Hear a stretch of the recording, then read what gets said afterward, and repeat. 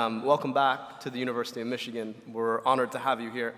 I am deeply honored to have been invited here to celebrate this incredible moment with you and your supporters. And the fact that this is a packed house suggests that everybody knows just how important this moment is, not just for you, but for the future you will build for us.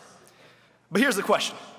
By show of hands of the graduates, how many of you, when you were little and you were asked what you wanted to do, said public health professional?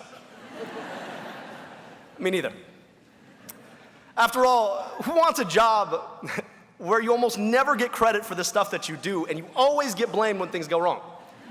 And it's usually because the people who blamed you cut your funding in the first place. My sisters and brothers, welcome to the often exciting, sometimes weird, rarely appreciated, but always important world of public health.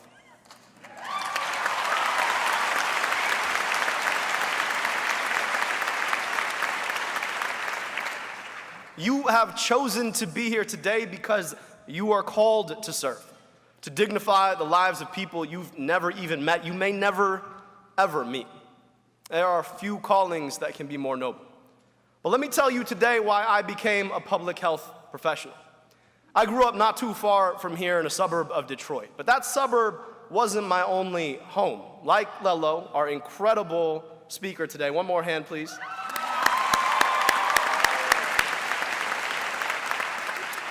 I spent many of my summers growing up just up the Nile there in Egypt, where my parents immigrated from. And I'd spend most of my time on those trips with my grandmother, my Teta Soad. Now, she was the wisest, most intelligent person I have ever met in my life, but she never got to go to school.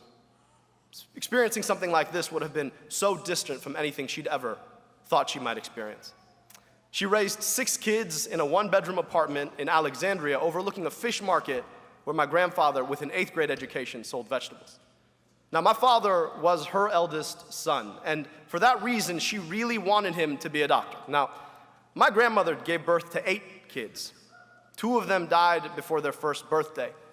As a working-class family in Egypt in the 1950s, Teta's family couldn't really afford medical care. But when a few of her other kids got sick, doctors were there to stand up for them, to save their lives. To her, doctors worked miracles. So she wanted my dad to be a doctor, but there was a bit of a problem there. My dad hates the sight of blood. So he'd eventually go on to be a sort of doctor. Don't tell him I said that. Just not the kind that my teta was expecting. He became a doctor of engineering. Gears don't have blood. Now, my grandmother's wisdom, it was the stuff of generations. She didn't have to be taught right from wrong. She watched those things play out every day on the streets from her perch in Alexandria. The street became her schoolyard. And Teta couldn't read a book, but she could read a person better than anyone I have ever met. She wasn't the person who'd be invited to come and give a speech at a university commencement, but she was the person always in the back of the room who had the right thing to say just when you needed to hear it. She'd lift you up when you were down. Just as quick, she'd bring you right back down to earth when you got ahead of yourself, and I got ahead of myself. Those summers when I'd be spending time with my teta, my aunts and uncles, my cousins, my grandmother would pull me aside. She'd sit me down, she'd look me right in the eye, and she'd say, "Don't you ever believe that you are any better than these other kids." She was talking about the advantages that I had growing up a world away, and it was true. My cousins, just as smart, just as capable, taller, better looking than I am. But she'd tell me, "You owe a whole lot more." And she was right. See, the only difference between my cousins and I was that I had opportunities they could never dream of. I grew up in a place that gave me a birth certificate when I was born. A place that made sure I was vaccinated against diseases that killed my would-be aunts and uncle. A place that protected me from drinking contaminated water, breathing polluted air, eating poisoned food. My home nurtured my mind. Public schools that I had access to, like this one. My cousins didn't have those opportunities. I went on, I got to earn 2 doctorates, teach at a university, make my mark on my home city, even run for the highest office in my state, all opportunities that I was afforded because I grew up here. Some of my cousins, 6,000 miles away in Cairo, drive cabs. About 2 years ago, one of them died in an accident. He was driving a cab. That's not my life. Here's the remarkable thing, though. See, I didn't have to go 6,000 miles across 2 legs on an airplane to find circumstances my cousins faced. No, I could go 20 miles down I-75 from where I grew up to Detroit and meet children whose circumstances looked a lot more like my cousins than they did like mine. In fact, every time I'd get on one of those airplanes, I'd travel 10 years difference in life expectancy in 12 hours. I could travel that same 10 years driving those 20 minutes down I-75 to any neighborhood in Detroit. Why? Detroiters are poor. 85% black in a city and a state and a country that has baked racism into its foundation, been directly and purposely marginalized by every level of government intended to serve them. Now, I did end up going to medical school. Like my teta always wished that my father would have. And I did it to do something about those circumstances, be they in Alexandria or Detroit. But while I was learning just a few miles away to auscultate or read an x-ray, I also was learning just how limited the practice of medicine would be to address the inequities that had brought me to this place in the first place. Particularly in a society where our medical system is built to profiteer off of people's ill bodies, built to ignore people who most need the care and cannot pay. Medicine is the art and science of diagnosing and treating disease in individuals. Rather than meet our patients where they are and keep them healthy, we wait for them to come to us only after they've gotten sick. Public health, it's the opposite. It's what we as a society do collectively to assure conditions for people to be healthy. It's what we do to empower people in their lives to live their healthiest future in the communities where they live and learn and work and pray and play. And I'll tell you this, if we are going as a society to address the deep inequities in our place, in this America of ours, we don't need more health care. We need more public health. We need you.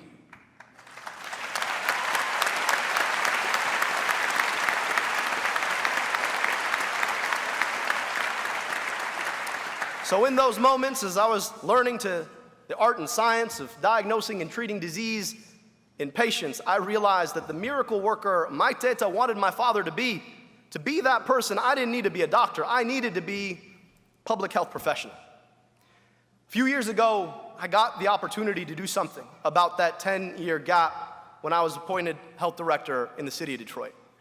My job? Rebuild Detroit's health department, 185-year-old health department that had been shut down when the city was facing municipal bankruptcy. They decided to shut down a storied health department in a city with a higher infant mortality rate than my father's native Egypt, where our children face threefold the probability of asthma hospitalizations, fourfold the probability of being exposed to lead. Now, we built our department around kids because we knew that our kids living in those communities where the prison industrial complex had robbed them of fathers and brothers, where mothers have to work 2 or 3 jobs to make ends meet, in a community where even if mom or dad have a car, the cost of car insurance is 5-fold the national average, so you can't even afford to drive it. The fact that in the city that put GM and Ford on the map, there's no reliable public transit. And structural racism has decimated city schools. I want you to imagine something. You're walking into a first grade classroom. It's 11 o'clock on a Monday morning in January. Kids are bundled up in their coats. Why? Boiler in the building doesn't work. You look around the room and you see a dead mouse in the corner. And it didn't just die, it's been there for days. The smell of the mold growing underneath the floorboards permeates your nostrils, the place where those kids are supposed to be able to go and play. At the health department, we wanted to break down the barriers that our kids had to learning and earning like we'd want for any kid anywhere. It meant thinking outside the box, putting ourselves in their little shoes. We made sure every kid had a free pair of glasses in school. We stood up to some of the biggest corporate polluters in the state. We made sure that every school, daycare, and Head Start was tested for lead in the water. My teta wanted me to be a doctor because she watched doctors stand up for lives of people like her. She watched them save lives. But I became a public health doctor because I came to appreciate public health is where we stand up for people in communities like Alexandria, like Detroit. It is where we truly do the work of saving lives. Now, I often reflect on what my teta might have become had she had even a smidge of the opportunities that I did. I reflect on what she would have said about the kind of doctor I ultimately became. But she was never allowed to walk into a place like this, let alone graduate from one. Rather, she got a very different education. But here's the thing, and I want to give you a quick warning. The fact that she never went to school means that while she never had the benefits of an education, she also never bore the costs. And yes, while the benefits of your education far outweigh the costs, and I'm not just talking about the student debt, this education does come with some real costs. See, I almost never became a public health professional. The institutions that trained me, that I trusted to teach me, to lead me in the direction I needed to go, they weren't all that supportive. When I decided not to pursue a clinical residency, I had a medical school professor sit me down. He said, you're throwing away your career, son. Stop thinking about this so much, he told me. Just do your job as a doctor. That's all you really have to do. Institutions like these and the institutions in which you will work, they emphasize your skills. But in emphasizing your skills, they implicitly sometimes de-emphasize the morals that should guide those skills. They ask, how good are you at doing what you do, rather than asking, why are you doing what you do? We're taught to subjugate those morals for the morals of the institutions that we often serve. And they validate us. Those grades, those awards, those promotions, they feel good. And in a generation like ours, I'll be clear with you, I'm just about to leave that generation, so let me just speak like this for a minute. Anybody here on Instagram? Raise your hands. So when you take that selfie on Instagram, you just leave it there? No, you check it again. For what? For the likes. Why? Instant validation. We crave that in our generation. And we have to ask ourselves what the moral consequences of that craving might be over the long term. For me, I had to ask that question about my career in medicine. And I had to ask those same questions again in my role in Detroit. I watched as our city shut off water on thousands of homes a year in a state that's defined by its fresh water, demolishing homes at a faster clip than any other municipal government in the country. And when we analyzed those demolitions, we found that kids living close to them were being exposed to lead that was coming out of the dust of those houses. Nobody wanted to do anything about it. Meanwhile, I'm watching this state poison the city of Flint, unfolding right before my eyes, and I'm watching our politics revert to a strain of white supremacy and racism I never thought we'd go back to. And I again had to ask myself, what are your responsibilities? After all, as my teta would have said, you owe a lot more.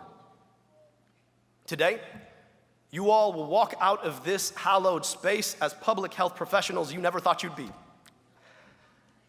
You're epidemiologists, health behavioralists, policy experts. This institution, it has validated you.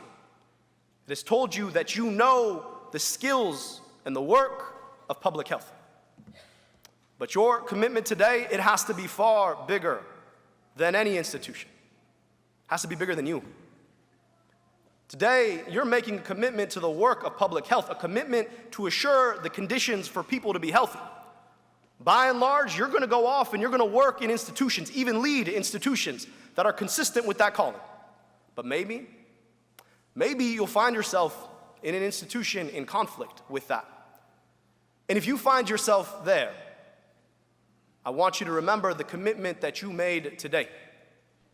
I want you to remember that it's not just what you're doing, it's not how well you're doing it, but what moral purpose that you're doing it for. Because you owe a lot more. It may mean standing up to powerful people in powerful institutions. But in those moments, don't forget that it doesn't matter who you're standing up to. It matters who you're standing up for. That's the hard-won lesson. If my tete could be here today, I think she would have wanted me to pass on. A lesson that you don't always learn in school. And when you face that challenge, I know, we know, that you'll be up to it. Because we're counting on you.